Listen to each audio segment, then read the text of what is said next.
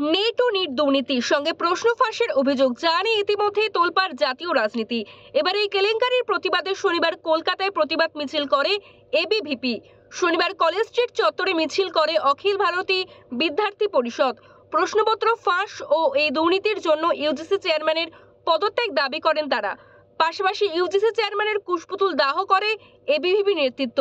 তাদের অভিযোগ, এই দুর্নীতির সঙ্গে সরাসরি 23 লক্ষ গরিব ছাত্রছাত্রীর স্বার্থ জড়িত। এতে আমরা দেখেছি দুটো পরীক্ষা, নিট এবং নেট, এবং আজকে বেরিয়েছে সিএসআইআর এর নেট, দুটোর তিনটের ক্ষেত্রেই বিপুল পরিমাণে দুর্নীতি হয়েছে। বিভিন্ন জায়গা থেকে এখন প্রমাণ উঠে আসছে।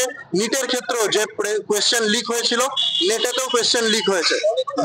এনটিএ এর কিছু কিছু বিউরোক্র্যাট আছেন যারা নিজের ব্যক্তি স্বার্থে, নিজের ফিনান্সিয়াল স্বার্থের জন্য এইগুলো বিষয় করেছেন এবং সরকারের নাম ধুমিল করার চেষ্টা করছেন।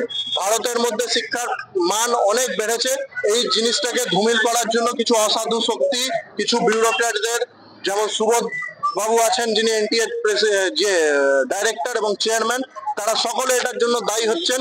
উচ্চস্তরীয় একটা যাঁচ হোক এবং যারা যারা আমাদের যে 23 লাখ ছাত্রছাত্রী যারা দিনরাত এক করে দিয়ে, গরিব পরিবারের ছাত্রছাত্রী যারা দিনরাত এক করে দিয়ে পরিশ্রম করেছে, তাদের পরিশ্রমকে বিদ্যার্থী পরিষদ বিক্রি করতে দেবে না কারুর তারা।